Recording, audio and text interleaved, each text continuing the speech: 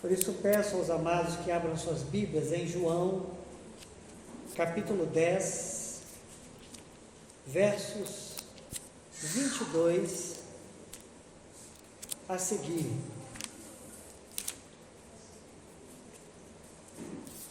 João 10,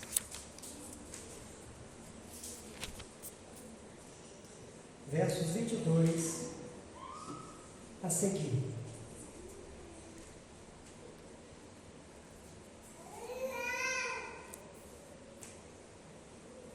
Vamos fazer então, irmãos, essa leitura. Os irmãos que quiserem acompanhar na versão NVI, é só acompanhar aqui na tela, tá bom? Celebrava-se a festa da dedicação em Jerusalém. Era inverno, e Jesus estava no templo caminhando pelo pórtico de Salomão. Os judeus reuniram-se ao redor dele e perguntaram: até quando nos deixará em suspense? Se você é o Cristo, diga-nos abertamente. Jesus respondeu: eu já disse, mas vocês não creem. As obras que eu realizo em nome de meu Pai falam por mim, mas vocês não creem, porque não são minhas ovelhas. As minhas ovelhas ouvem a minha voz, eu as conheço e elas me seguem. Eu lhes dou a vida eterna e elas jamais perecerão. Ninguém as poderá arrancar da minha mão.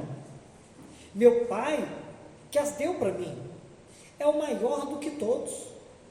Ninguém as pode arrancar da mão de meu Pai. Eu e o Pai somos um. Novamente os judeus pegaram pedra para apedrejá-lo. Mas Jesus lhe disse: eu mostrei muitas coisas boas da parte do Pai. Por qual delas vocês querem me apedrejar? Responderam os judeus: não vamos apedrejá-lo por nenhuma boa obra, mas pela blasfêmia, porque você é um simples homem e se apresenta como Deus. Jesus lhe respondeu: não está escrito na lei de vocês, eu disse, vocês são deuses? Se ele chamou deuses aquele a quem veio a palavra de Deus, e a Escritura não pode ser anulada, que dizer a respeito daquele a quem o Pai santificou e enviou ao mundo? Então por que vocês me acusam de blasfêmia, porque eu disse sou filho de Deus? Se eu não realizo as obras do meu Pai, não creiam em mim, mas se as realizo, mesmo que não creiam em mim, creio nas obras, para que possam saber e entender que o Pai está em mim e eu no Pai. Outra vez tentaram prendê-lo, mas ele se livrou das mãos deles. Então Jesus atravessou novamente o Jordão e foi para o lugar onde João batizava, nos primeiros dias do seu ministério. Ali ficou, e muita gente foi onde ele estava, dizendo: embora João nunca tenha realizado um sinal milagroso, tudo o que ele disse a respeito deste homem era verdade. E ali muitos creram em Jesus. Pai, nós pedimos mais uma vez que tu possas, ó Pai, falar ao nosso coração, que tu possas, ó Deus, nos instruir nessa tua palavra bendita e nos fazer crescer em maturidade, para a glória do teu nome. Amém. Amém, queridos? Louvado seja Deus. Amados irmãos, eu quero compartilhar com vocês uma mensagem nessa noite intitulada Uma lição em pleno inverno. Uma lição em pleno inverno. Haviam passado, irmãos, 2 meses aproximadamente, que Jesus se apresentou como o bom pastor que dá vida pelas ovelhas, que Jesus disse que era poderoso para entregar a sua vida e tomá-la de volta, ou seja, ressuscitar. Agora, estavam querendo arrancar de Jesus uma confissão pública, para que pudessem, por meio dessa confissão aberta, acusá-lo de alguma forma. Pois bem, nós vimos, queridos, que essa parte, ou seja, o verso 22, ele começa dizendo que havia uma festa em Jerusalém, uma festa chamada Festa da Dedicação, e que Jesus estava a passear, estava andando pelo templo. Uma primeira coisa importante que devemos fazer aqui, queridos, é entender que festa era essa, afinal de contas. A palavra cita essa festa e precisamos compreendê-la. Por quê? Porque essa festa, ela não fazia parte daquelas festas famosas da Bíblia que foram orientadas pelo próprio Deus que ocorressem. Essa festa era uma festa diferente. Era chamada festa de Hanukkah, ou festa das luzes. Era um evento importante para os judeus que estava acontecendo aqui. Deixa eu explicar para os irmãos, em poucas palavras, do que se tratava essa festa. No passado, pouco mais de um século antes de Cristo, um século e meio, um pouco mais, um homem chamado Antíoco Epifanes, um rei sírio, ele havia profanado o templo de Jerusalém. O que ocorre é que ele queria extinguir a religião judaica. E ele queria levar o povo judeu para uma adoração aos deuses gregos. Ele queria acabar com a religião judaica. Essa era a intenção dele. Ocorre que no primeiro momento, o que ele fez? Ele tentou incutir na cabeça, aos poucos, das pessoas, a importância de deixar de dedicar homenagem ao Criador do céu e da terra e passassem a adorar os deuses gregos. No primeiro momento ele fez assim, porém, ele mudou a sua estratégia. Ele passou a agir de forma radical. E ele então invadiu Jerusalém com o exército. Causou um grande estrago. Foi uma atitude agressiva da parte dele. Esse estrago foi muito grande. Um teólogo chamado Barclay, ele conta que os pátios do templo, as áreas do templo foram profanadas. E muitas salas do templo, habitações do templo, se converteram em bordéis. Isso mesmo. Transformaram parte do templo, que era de adoração a Deus, em bordéis. E como se não bastasse isso, ele transformou o grande altar das ofertas, que eram oferecidas a Deus, em toda a história de Israel, ele transformou num altar onde se oferecia sacrifício ao Deus Olimpo. E o que ele ofereceu ali? Carne de porco aos deuses pagãos, no lugar que era de adoração a Deus. O que acontece então é que Judas Macabeus e seus irmãos, que eram da família dos levitas, eles levantaram uma oposição a esse rei, lutaram pela liberdade da fé dos judeus, e no ano 164 a.C., eles obtiveram vitória. Então o que aconteceu ali? O templo, ele foi limpo e foi reconsagrado a Deus. Por isso, essa festa era chamada festa de dedicação, que a partir dali, Judas Macabeus, ele orientou que todo ano, isso acontecia em dezembro, se fizesse uma festa de 8 dias, em dedicação a Deus, porque eles haviam recuperado o culto e o lugar de adoração a Deus ali em Jerusalém. É isso que tinha acontecido. E essa festa em que estavam ali, irmãos, era exatamente em virtude desse evento histórico na vida de Israel. E uma coisa importante a destacar, ainda consta no calendário judaico, essa festividade, ela ainda acontece em lembrança a esse episódio em que Judas Macabeus e seus irmãos restauraram o culto ao Senhor no templo em Jerusalém. Pois bem, agora observe, está acontecendo essa festa. Jesus está andando no templo. Há uma tradução que diz que Jesus estava passeando no templo. Queridos irmãos, era inverno. Eles estavam no pórtico de Salomão, que era uma área coberta do templo. E Jesus foi interrompido. A Bíblia diz que ele estava andando, passeando por ali. E ele foi interrompido. escribas e fariseus o rodearam e o confrontaram. Observe a cena. Eles circularam em volta de Jesus. Eles fizeram ele parar. E fizeram para ele uma pergunta clara: até quando você vai nos deixar com a mente suspensa? Até quando? E disse: fala sem rodeios, quem é você? A palavra dirigida a Jesus foi essa: para de rodeio, para de parábola, para de jogada de palavra para lá e para cá. A gente quer saber com clareza: você é o Cristo. A gente quer essa afirmação: você é o Cristo, fala para nós. Irmãos, é bem verdade que alguns poderiam estar ali até com uma expectativa de uma ação divina contra Roma. Será que é ele que vai resolver o nosso problema? Mas está bem claro que muitos ali só queriam mesmo pegar Jesus nas suas palavras, para perceberem em Jesus algum delito, para o condenarem, para o denunciarem. Era essa a intenção de grande parte deles. Então Jesus responde: eu já falei, eu já disse, vocês aqui não acreditaram. Eu já falei e vocês não acreditaram. Eu já demonstrei por palavras e já demonstrei por obras. Vocês sabem muito bem o que eu já disse e vocês sabem muito bem o que eu já fiz.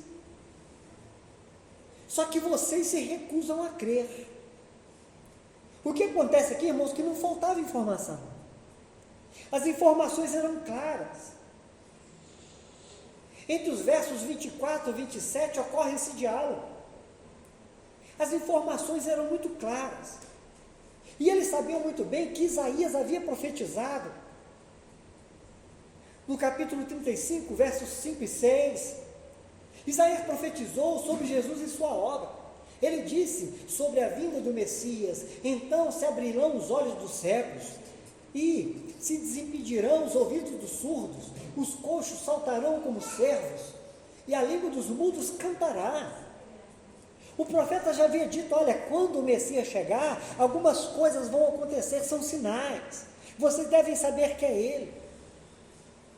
Queridos, mas aquelas pessoas que estavam ali não estavam conseguindo acreditar, apesar do que Jesus havia falado e apesar do que Jesus já havia mostrado.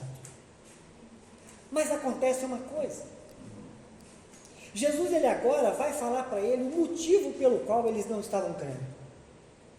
Jesus explicou para eles uma coisa, e isso foi duro de ouvir, porque Jesus falou para eles assim: vocês não acreditam porque vocês não são minhas ovelhas. É por isso que vocês não acreditam. Eles fechavam os olhos, negando aquelas demonstrações claras de Jesus. E quanto a isso, queridos, precisamos perceber aqui, vou citar o comentário de dois grandes teólogos. Observe, sobre essa expressão: vocês não acreditam porque vocês não são ovelhas. Wisby, ele disse uma coisa interessante. Olha o que ele falou: do ponto de vista humano, tornamos-nos ovelhas de Cristo quando cremos nele. Olha, do ponto de vista humano, quando eu me tornei ovelha? Quando eu passei a crer nele. Mas do ponto de vista divino, cremos porque somos ovelhas. E ele afirma: trata-se de um mistério que não se pode sondar nem explicar, mas que aceitamos e com o qual nos alegramos. Jesus disse: vocês não acreditam porque vocês não são ovelhas. E uma pergunta fica: será que eles passariam a crer naquele momento?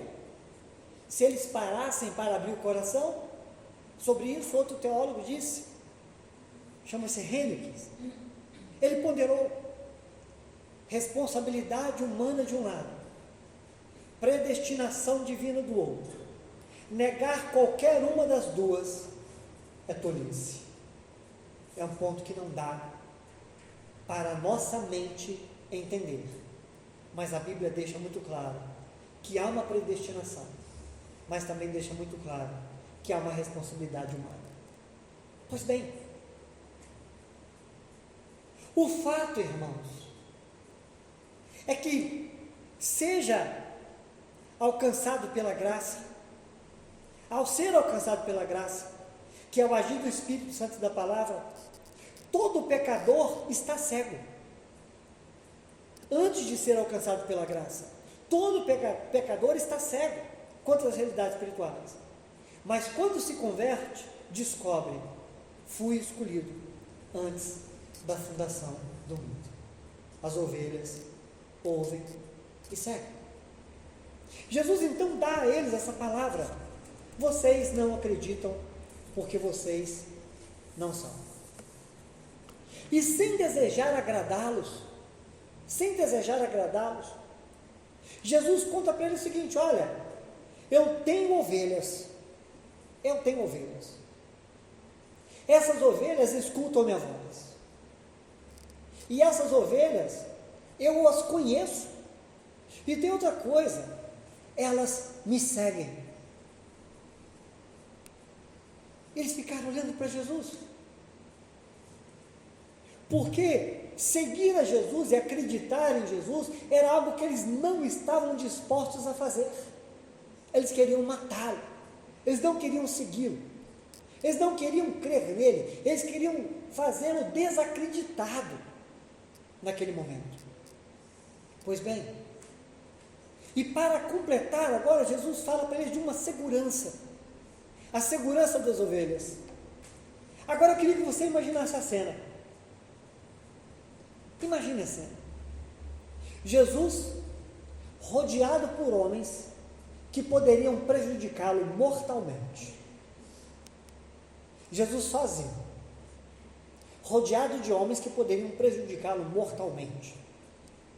Pessoas com influência, pessoas com poder, porque Roma estava com eles, e eles estavam com Roma, pelo menos no aspecto político. Acontece que Jesus expressou algo ali. Ele disse: tem uma coisa, essas ovelhas que eu tenho, que ouvem minha voz e eu conheço, essas ovelhas têm a vida eterna e jamais perecerão. E tem outra coisa, ninguém pode tirar essas ovelhas da minha mão. Quando eu estava lendo aqui, irmãos, eu fiquei imaginando a cena. Eles olhando para aquele homem de aspecto inofensivo, sozinho, sem arma, sem exército, sem poder aparente. E aquele homem falando que ele tinha ovelha, que a ovelha era dele, que ele garantia que aquelas ovelhas nunca iam perecer. E tem outra que ninguém pode tirar, as ovelhas são dele. Eu fiquei imaginando eles olhando para Jesus assim, de cima e embaixo. Quem esse cara pensa que é? De repente um olhando para a cara do outro, pensa no tempo de hoje, o que esse cara está falando, gente? Como assim? Quem ele acha que é? Que poder ele acha que tem? E uma pergunta, irmão, que eu faço para nós aqui pensarmos juntos: quem confiaria que um homem sozinho e marcado para morrer, como ele já estava, pudesse cuidar tão bem de suas ovelhas? Ele não vai dar conta de cuidar nem dele, a gente vai matar ele. Como que ele vai cuidar de alguém? Como que ele vai garantir o sucesso e a vida eterna para alguém, se a dele a gente vai acabar com ela daqui a pouco, ali na frente? Acontece, irmãos, que eu fiquei imaginando eles olhando para Jesus. Ele não pode dar conta nem de si mesmo, e está falando que salva. Mas Jesus insistiu. O bom pastor insistiu: as minhas ovelhas jamais perecerão. Jamais perecerão. O que vemos aqui, irmãos, é que os líderes judeus confiavam em seus próprios esforços, agendas e sacrifícios. Eles estavam muito contentes com tudo que eles faziam no âmbito religioso. Eles estavam muito confiantes em suas práticas. Eles não queriam um pastor, eles estavam muito seguros de si mesmos. Agora preste atenção em outra coisa. Onde eles estavam?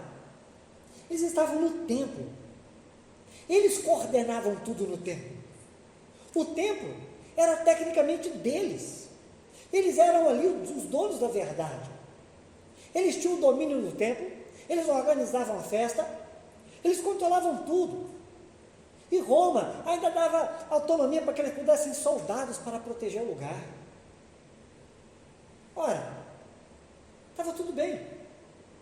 Aliás, se você observar bem, Jesus nem podia passear em paz naquele tempo.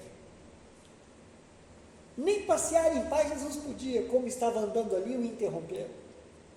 Quanto mais mandar naquele templo, mandar naquele lugar.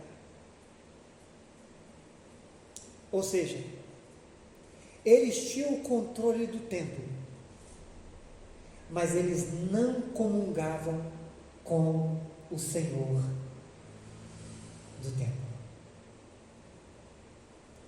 Eles dominavam o ambiente, mas eles não estavam em comunhão com o Senhor para o qual tudo aquilo foi construído e edificado. É isso. Eles falavam de Deus, mas eles não estavam com Deus. Isso deve fazer a gente pensar no tempo presente, irmãos, onde há muito templo demais, templos suntuosos, templos caros, templos cheios de festas, templos onde muitos acontecimentos ocorrem em nome de Deus. Mas a pergunta é: Jesus manda lá alguma coisa? Reconhecem Jesus quando ele passa por lá?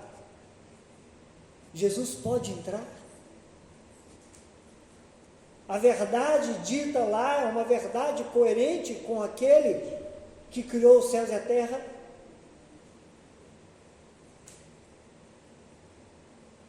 Mas, entre os versos 28 e 30, observamos que sobre as ovelhas, Jesus ele tem promessas que jamais falhariam. Enquanto por um lado alguns estão ali e nem reconhecem o Cristo, Jesus está falando: olha, minhas ovelhas me ouvem, elas me conhecem, eu as conheço, elas têm a vida eterna, elas não vão perecer, elas estão guardadas, e quem as guarda sou eu.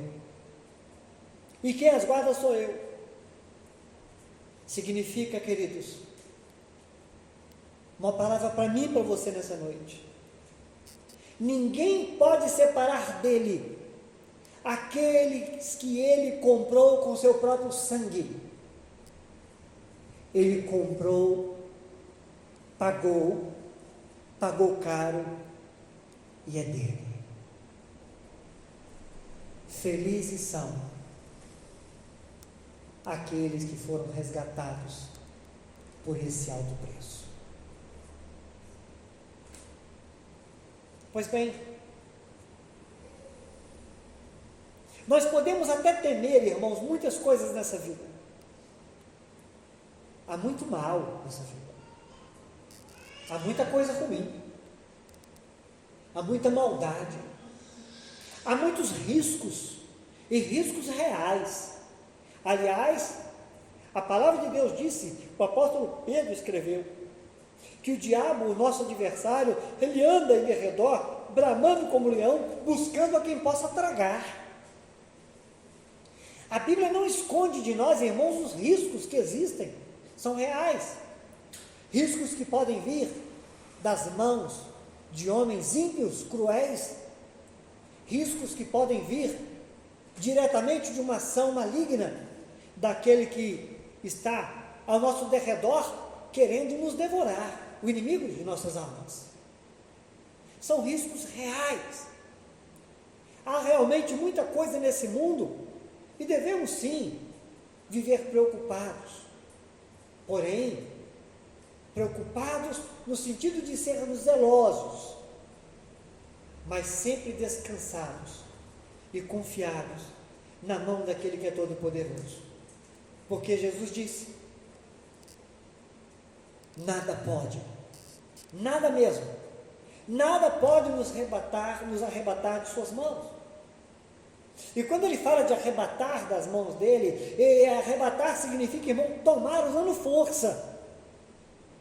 Não adianta, nenhuma força pode se impor e nos retirar das mãos do Onipotente, daquele que é o Todo-Poderoso.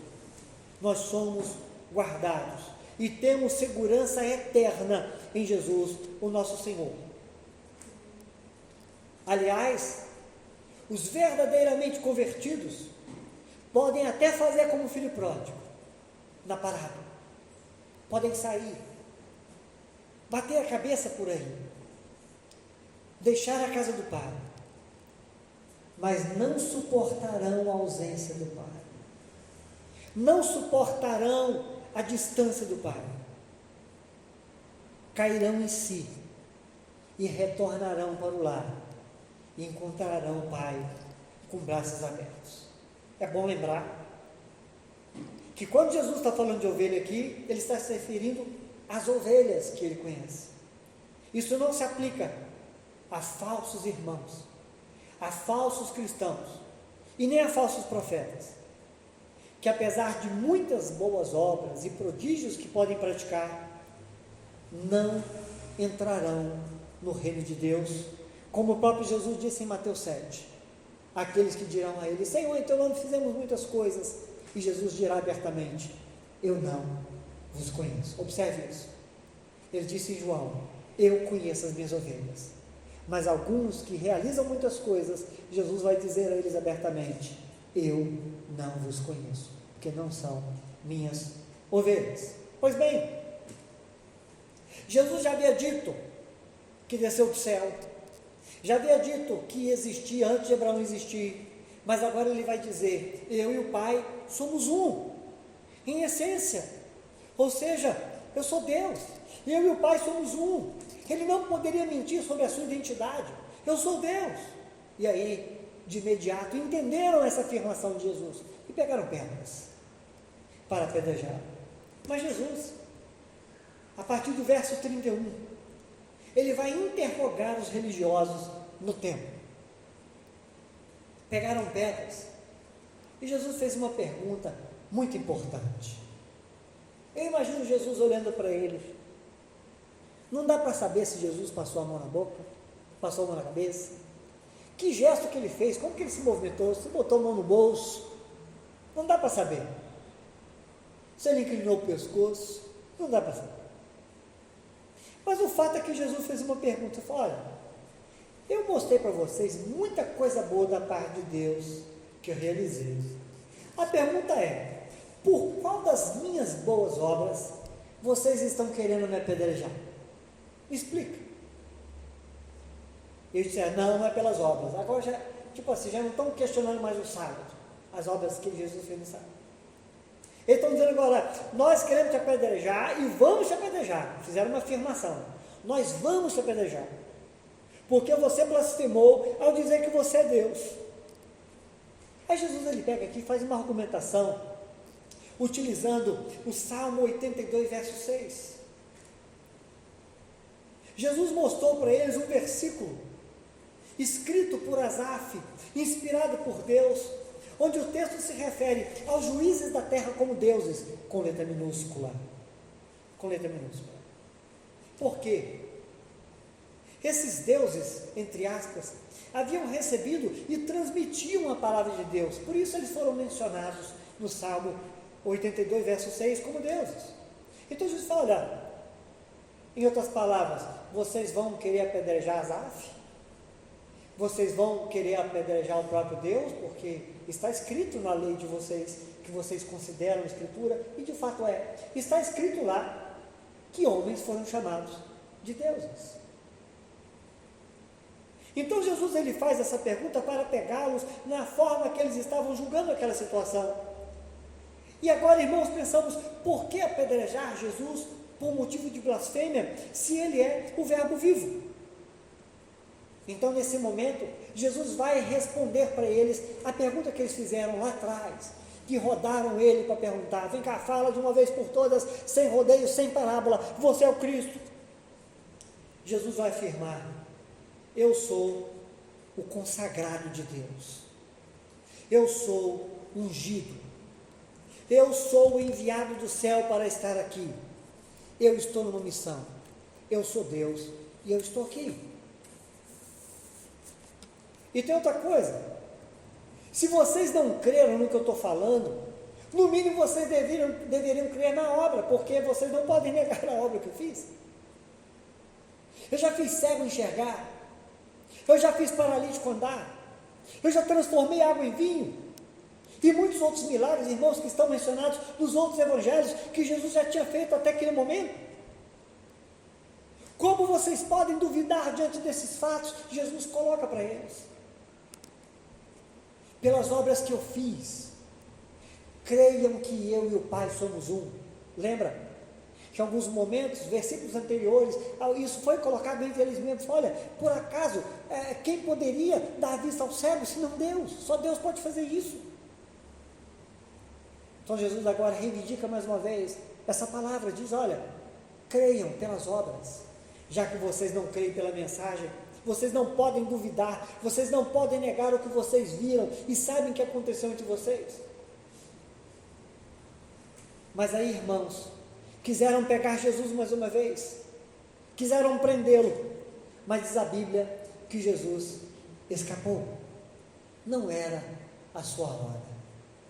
As mãos dos homens que queriam pegar Jesus e prender, de alguma forma, não puderam se mover, não conseguiram fazer isso, apesar de toda a vontade, porque não era a hora. A vontade de prender existia, a vontade de apedrejar também, mas não puderam fazer nenhuma coisa nem outra, porque o homem não pode agir contra Deus, não dá, a não ser que permita, como aqui aconteceu com Jesus depois que se entrega. Aí sim o homem pôde tocar nele, antes disso não. Pois bem, aqui eu quero abrir parênteses, irmãos, sobre a importância das obras. É impossível a gente deixar de observar isso, porque quando Jesus está aqui nesse debate com ele, Jesus fala assim: olha, já que vocês não estão crendo na mensagem, creiam por causa das obras. Isso me fez pensar sobre o valor das obras. Jesus, uma vez, em Mateus 5,16, ele orientou aqueles que ali o ouviam da seguinte forma: assim resplandeça a vossa luz diante dos homens, para que vejam as vossas boas obras e glorifiquem a vosso Pai que está no céu. Observa isso. Jesus, ele falou: observe minha obra e creia no Pai. E Jesus orientou os discípulos que resplandeça a vossa luz perante os homens, que eles vejam as vossas boas obras e creiam. Meu irmão, nossas obras, aquilo que a gente pratica na vida, pode servir para que alguém creia realmente Deus existe, mas também pode servir de argumento para alguns que dizem: Deus não pode existir, olha como vive aquele cristão, olha como age aquele cristão.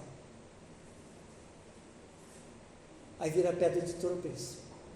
Se a obra boa glorifica o Pai, a obra que é anti-evangelho, ela é pedra de tropeço. Mas não somente isso, Tiago 2,14, Tiago escreve o seguinte: que interessa se alguém disser que tem fé em Deus e não fizer prova disso através de obras? Esse tipo de fé não salva ninguém. Lembra? Mostra-me a tua fé sem as obras, que eu vou mostrar a minha fé com as obras. É só um parênteses, irmãos, para chamar a nossa atenção para uma verdade.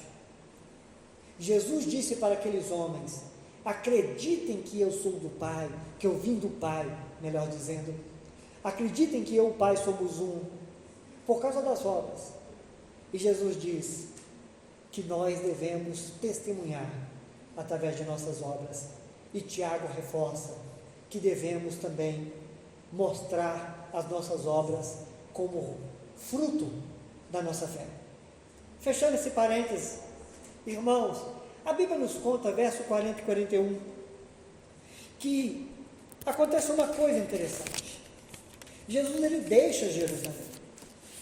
Jesus, ele sai dali. O versículo diz que ele atravessou novamente o Jordão e foi para o lugar onde João batizava. Jesus, ele foi para onde a boa notícia começou. Ele voltou lá. Foi de Jerusalém para o lugar onde João Batista batizava no início do seu ministério. Acontece, irmãos, que Jesus só voltaria novamente para Jerusalém no domingo de Ramos, para apresentar-se como o rei de Israel. Sabe o que isso está mostrando para nós? Esse evento que aconteceu aqui, ele ocorreu poucos meses antes da crucificação de Jesus.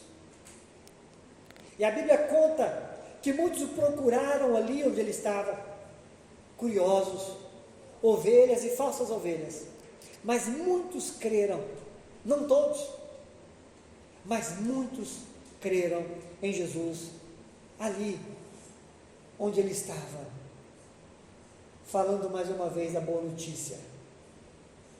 Agora, algo extraordinário nós devemos observar, é que o testemunho de João Batista ainda era eficaz. Anos se passaram, mais de 2 anos, desde que João Batista batizava e anunciava: eis o Cordeiro de Deus que tira o pecado do mundo. Fizeram uma declaração importante naquele momento. Embora João nunca tenha realizado um sinal milagroso, tudo o que ele disse a respeito deste homem era verdade. Irmãos, que coisa linda isso aqui. O texto mostra que as pessoas reconheciam que João Batista não realizara nenhum sinal miraculoso, verdade. Entretanto, tudo o que ele falou sobre Jesus era verdadeiro. Tem muita gente que faz até sinais miraculosos, mas o que fala de Jesus não é verdadeiro. Que coisa, né? Mas há aqueles onde você não vai ver nenhum sinal, como foi o João Batista, mas falam tudo que de Jesus é verdade. Mas há também aqueles onde se pode ver sinais miraculosos, como Paulo, que tem sinais miraculosos, mas tudo que ele fala de Jesus é verdadeiro. Queridos, a conclusão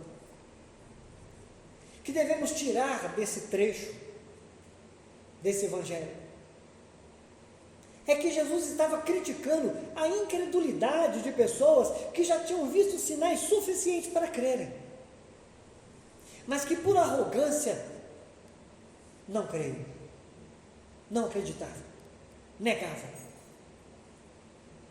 As obras que Jesus praticava naquele momento, irmãos, era o poder de Deus favorecendo aos necessitados.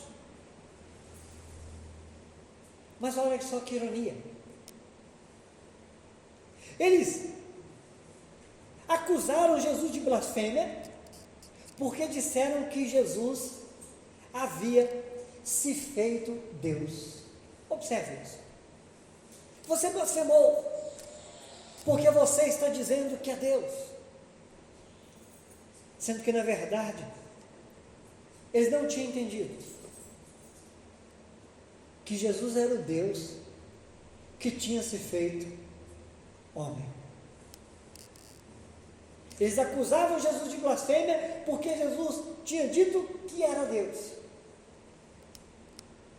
porque não tinham entendido que aquele que ele estava era o Deus que se fez homem. Então, qual é a lição em pleno inverno, irmãos? Eles estavam na festa das luzes, que era um dos nomes dessa festa de Hanukkah, celebrando a rededicação do templo, que foi livre dos sacrifícios impuros, muitos anos antes de Cristo, 164 para ser preciso. Olha que coisa. Essa é a lição. Agora Jesus está com os judeus, para mostrar para eles que precisa haver uma rededicação, uma nova dedicação deles a Deus, pois os templos dos corações estão corrompidos, estão sujos, estão escurecidos, e só a luz que brilhava ali diante deles poderia purificá-los. Mas tem uma coisa, irmãos, lembra na história lá do rei que invadiu Jerusalém e profanou o templo e transformou aquele lugar de adoração em um lugar sujo e imundo? Os levitas, os macabeus, eles se revoltaram, eles não aceitaram aquela condição. Não pode fazer isso com as coisas consagradas a Deus. Acontece aqui que, diferente de que aconteceu com os macabeus, muitos desses judeus aqui não estavam revoltados pelos seus próprios pecados. Sabe o que nós devemos aprender com isso, irmãos? Nós devemos nos revoltar, entenda essa expressão, quando percebemos o pecado em nós. Nós devemos ter uma atitude radical quando percebemos o pecado dominando o nosso coração e a nossa mente. Precisamos perceber que está sendo poluído, que está sendo sujo o lugar que Cristo limpou para Ele habitar, para que o Espírito dele habite. Precisamos ter uma atitude firme quando o pecado vem tomar o nosso coração. Paulo chegou a escrever que não devemos nos colocar de novo debaixo do jugo do pecado, da escravidão. Somos livres em Cristo, não devemos aceitar essa condição de forma alguma, nunca mais. Então Jesus estava ali no templo para dizer: olha, vocês estão aqui celebrando que há muito tempo isso aqui foi dedicado a Deus e foi purificado para adorar a Deus. Jesus está dizendo: eu estou aqui para dizer para vocês que precisa ser limpo hoje o coração de vocês. Precisa ser limpo o coração de vocês.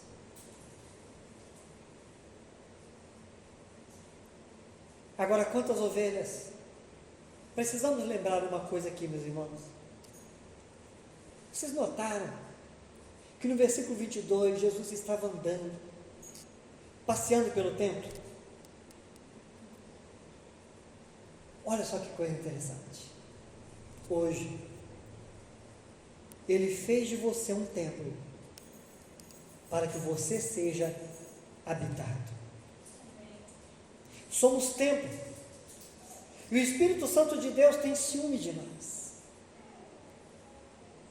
Ele não passeia em nós, Ele habita.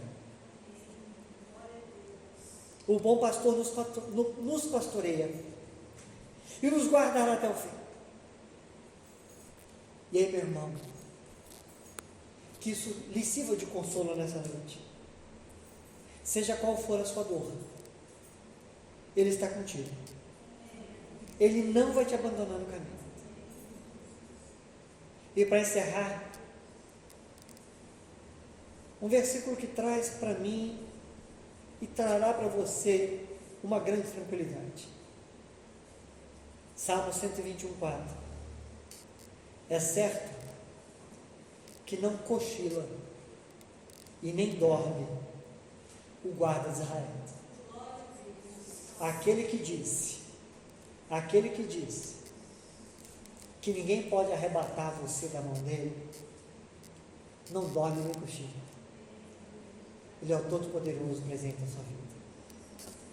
Nós vamos ouvir uma mensagem musical. E na sequência, irmãos, nós vamos orar ao nosso Deus. Vamos falar com esse, que é o guarda de Israel, o nosso Redentor.